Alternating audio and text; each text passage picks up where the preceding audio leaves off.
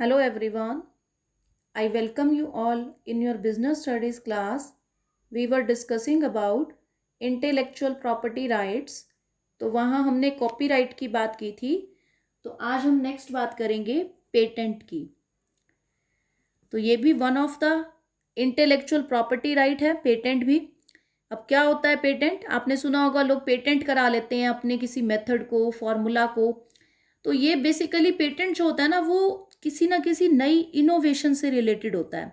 अगर आप कुछ नया इनोवेट कर रहे हो, यानी कुछ नए का आविष्कार कर रहे हो, तो उससे रिलेटेड होता है पेटेंट। तो कुछ ऐसा आपने नॉन ऑब्वियस प्रोडक्ट बना दिया जो कि टेक्नोलॉजी की टर्म में कुछ नया है, या कोई मेडिसिन नई बना दी, कोई नया फॉर्मूला, कोई नया आइडिया, जिससे कि कुछ जो है वो भला हो सके, लोगों का वेलफेयर क्रिएट हो सके। और नॉन ऑब्वियस होना चाहिए, मतलब ऐसा नहीं है कि जिस फील्ड का आप बना रहे हो प्रोडक्ट, उस फील्ड के लोग नॉर्मली भी उसको बना सकते थे। ऐसा नहीं होना चाहिए। इनोवेशन होनी चाहिए, नयापन होना चाहिए, नॉन ऑब्वियस होना चाहिए। तो ये जो पेटेंट होता है, ये उस प्रोडक्ट या जो भी आपने बनाया मेथड, उस सर्विस का जो क्रिएटर होता है, उसको ये सोल राइट देता है कि एक पर्टिकुलर टाइम तक आप ही इसको यूज़ करोगे। मीन्स मैंने कोई सपोज करो नई मेडिसिन की खोज कर दी, कोई ऐसी बीमारी थी जो आज तक लाइलाज थी और उसकी मेडिसिन की खोज हो जाती है। तो जो उसको करेगा इन्वेंट, पेटेंट उसको ये राइट देगा कि अब आने वाले कई सालों तक, यानी इसकी जो ड्यूरेशन होती है वो 20 ईयर्स होती है, आने वाले 20 ईयर्स तक इस मेथड को आप ही यूज़ करोगे। अगर सामने वाला यूज़ करना चाहता है तो आप उससे एक स्पेसिफिक फीस चार्ज करोगे। वो आपका मेथड, आपका फॉर्मूला या आपने जो प्रोडक्ट बनाया उसको कॉपी नहीं कर सकता। ये पेटेंट की तरफ से राइट दिया जाता है। तो अब यहाँ पे कंडीशंस क्या होती हैं, रिक्वायरमेंट्स क्या क्या होंगी पेटेंट करवाने की? कि एक तो जो भी चीज़ का आप पेटेंट करवाना चाहते हो वो उसके सब्जेक्ट मैटर में आना चाहिए, यानी उसके ऑर्बिट में आना चाहिए। जो सब्जेक्ट मैटर है पेटेंट का, वो उसके ऑर्बिट में आना चाहिए। मीन्स कोई आउट ऑफ द रेंज आके, जैसे आप कहो कि मुझे बुक जो है वो, सपोज करो आप बुक को पेटेंट करा रहे हो, तो बुक का कॉपीराइट होगा क्योंकि वो नोवेल है या कोई बुक है, कंटेंट है, तो वो लिटरेचर की कैटेगरी में आता है। तो यहाँ पेटेंट जो है वो बेसिकली होता है किसी ऐसे प्रोडक्ट का जो जनता का भला करे, या कोई मेथड, फॉर्मूला, आइडिया है उस टाइप में। देन क्या है इंडस्ट्रियल यूटिलिटी? प्रैक्टिकली ना वो यूजेबल होना चाहिए प्रोडक्ट। ऐसा नहीं है कि आपने बना दिया लेकिन उसका प्रैक्टिकली कोई यूज ही नहीं हो पा रहा है। वो यूजेबल होना चाहिए, लोगों के काम आ सके।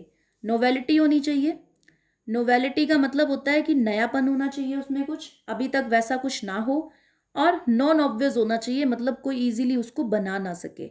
जैसे आज का प्रेजेंट अगर सिनेरियो देखें हमारी कंडीशंस कंट्री की, तो इस वक्त क्या किसकी ज़रूरत है? हमें एक वैक्सीन की ज़रूरत है जो कोरोना के अगेंस्ट जो है वो फाइट करे, जो कोरोना को ख़त्म करे। तो अब जो भी इस मेडिसिन को इन्वेंट कर लेता है वो पेटेंट कराएगा अपनी इस फॉर्मूला को कि मैंने ये मेडिसिन इन्वेंट की है, अदर कंट्रीज कॉपी ना कर लें उसको। तो ये बात है, यहाँ पर ये पेटेंट का काम है। अब जो पेटेंट की ड्यूरेशन होती है वो 20 ईयर्स होती है, और आपको जो है वो पहले 3 साल तो ठीक है, उसके बाद एवरी ईयर आपको जो है वो फीस जमा करानी होती है और अपने पेटेंट को रीन्यू करवाना होता है। और पेटेंट जो है वो बिगिन हो जाता है जैसे ही आपने एप्लीकेशन दी, उस दिन से आपके पेटेंट की डेट स्टार्ट हो जाती है। जबकि ऑफिशियली ग्रांट जो आपको सर्टिफिकेट होगा वो कुछ टाइम के बाद होगा। तो उसका पेटेंट का प्रोसेस क्या है कि सबसे पहले तो आप एक एप्लीकेशन फाइल करते हो, फाइलिंग एप्लीकेशन। एप्लीकेशन में आप इंफॉर्मेशन दोगे अपने प्रोडक्ट या अपने जो भी आपने जिसका पेटेंट कराना है, उसको पेटेंट ऑफिस में आप एप्लीकेशन को देते हो। साथ में एक उसके एक प्रिस्क्राइब्ड फीस होती है, वो फीस भी जमा कराओगे। अब उसके बाद आपने एप्लीकेशन दे दी जो भी फीस के साथ। अब आपकी एप्लीकेशन को जो है वो जब आपने सबमिट करवा दी, fulfilling all the conditions, then उसके विद इन 18 मंथ्स आपको टाइम दिया जाता है कि कोई कंडीशन फुलफिल नहीं है, कर लो। उसके बाद आपकी एप्लीकेशन को किया जाता है पब्लिकेशन उसका, यानी पब्लिश किया जाता है उसको ऑफिशियल जर्नल में। वो पब्लिश इसलिए किया जाता है कि हो सकता है जिस चीज़ को आप पेटेंट कराना चाह रहे हो उसको कोई अपोज करना चाहता हो कि वो ठीक नहीं है, उससे वो चीज़ प्रॉपर जो है उसका इलाज नहीं है। तो इस तरह से कोई अपोज करना चाहता है तो उसको पहले ही पब्लिश कर दिया जाता है, आपके पेटेंट जिस भी आपने प्रोडक्ट का या सर्विस का कराना है। देन अब आपने जो है जैसे ही पब्लिश हुआ उसको ऑफिशियल जर्नल में, देन होता है इसमें प्री ग्रांट अपोजिशन, कि सामने के लोगों को हम ये राइट देते हैं कि वो आपका पेटेंट होने से पहले ही अपोज कर सकें उस चीज़ को। अगर वो करना चाहते हैं तो वो उसको अपोज कर सकें। अगर कोई अपोज नहीं करता है तो फाइनल आपका जो है वो एग्जामिनेशन किया जाता है। आपके जो भी आपने जिसका पेटेंट कराना है, जो सब्जेक्ट मैटर है पेटेंट का आपके, उसके लिए आपका जो एग्जामिनेशन जो है ऑफिसर होता है वो फाइनली उसको चेक करता है, और एक साथ में अगेन आप फी पे करते हो। देन आपको जो है वो फाइनल जो है आपका वो देखता है कि कोई ऑब्जेक्शन तो नहीं है। देन उसके बाद जो है पेटेंट ऑफिस के ऑफिसर के हाथ में डिसीजन होता है, डिसीजन ऑफ पेटेंट ऑफिसर। अब पेटेंट ऑफिसर देखता है कि भाई इसका एग्जामिनेशन जो है क्लियर है, जिस पर्पस के लिए ये पेटेंट करवा रहा है उस प्रोडक्ट को, वो उस पर्पस को फुलफिल कर रहा है। देन पेटेंट ऑफिसर जो है वो डिसीजन लेता है कि उसको पेटेंट सर्टिफिकेट रजिस्ट्रेशन का देना है या नहीं देना है। और जैसे ही वो सर्टिफिकेट इशू करता है, वो एक्सेप्ट कर लेता है रजिस्ट्रेशन का, तो ऑफिशियल जर्नल में प्रिंट कर दिया जाता है कि ये प्रोडक्ट या ये मेथड, ये फॉर्मूला पेटेंट हो चुका है। अब उसके बाद भी अगर कोई ओपन जो है वो उसके ऊपर अपोजिशन करना चाहता है तो वो इसकी एप्लीकेशन लगा करके, उसको कहते हैं पोस्ट ग्रांट अपोजिशन, कि बाद में होने के बाद किसी को लगे कि हमें अपोज करना है तो भी आप कर सकते हो एप्लीकेशन लगा करके। ये प्रोसेस रहता है पेटेंट को जो है वो रजिस्टर करवाने का। अब इसी तरह से नेक्स्ट हमारा जो थर्ड है इंटेलेक्चुअल प्रॉपर्टी राइट, वो क्या है? ट्रेडमार्क। अब ट्रेडमार्क क्या होते हैं? ट्रेडमार्क का मतलब होता है कि आपका कोई प्रोडक्ट है उसको आपने कोई नाम देना है, पर्टिकुलर हम नाम देते हैं ना, जैसे कि कपड़ों में एडिडास के कपड़े आते हैं, रिबॉक के आते हैं। इसी तरह से अगर आप शूज़ की बात करो, रेड टेप के शूज़ मिल जाएंगे। गाड़ियों की बात करो, अलग अलग ब्रांड्स की गाड़ियाँ हैं, फोर्ड की गाड़ी है। तो इस तरह से, तो ये जो पर्टिकुलर नेम से हम किसी प्रोडक्ट को जानते हैं, ये नेम उसका होता है ब्रांड नेम। और उसके साथ में जो कोई सिंबल लगा होता है जिससे आप पहचान जाते हो, जैसे कि एडिडास के साथ एक सिंबल लगा होगा, एलजी के प्रोडक्ट लोगे उसका एक सिंबल होगा, मैकडोनल्ड्स में जाते हो तो ऐसे एम का सिंबल बना होता है। तो जो वो सिंबल बना होता है वो होता है ब्रांड मार्क। तो ये दोनों का जो कॉम्बिनेशन है कि नेम, सिंबल, लोगो, कोई इमेज, कुछ भी ऐसा, नेम भी होगा, सिंबल भी होगा, कोई नंबर है, कोई मार्क है, कुछ भी, उन सब का जो कॉम्बिनेशन होता है ना, उसको सिंगल तौर पे हम सिंगल ब्रांड बोल देते हैं। और जब हम उसको रूल के अंडर रजिस्टर करवा लेते हैं तो वो बन जाता है ट्रेडमार्क। अगर आपने नहीं रजिस्टर करवाया तो आप उसको नॉर्मली बोलोगे मेरा ब्रांड है ये, कोई भी उसको कॉपी कर लेगा।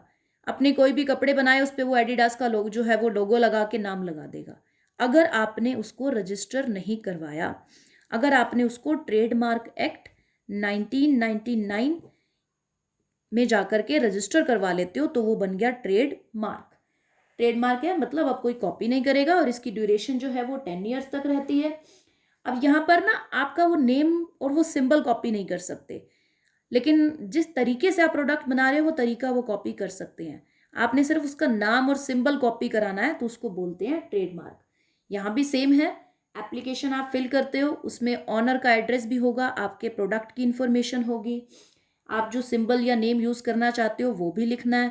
वो चेक करते हैं कि ऐसा सेम टू सेम नेम पहले रजिस्टर्ड ना हो, नहीं तो फिर आपको नहीं मिलेगी उस चीज़ की परमिशन।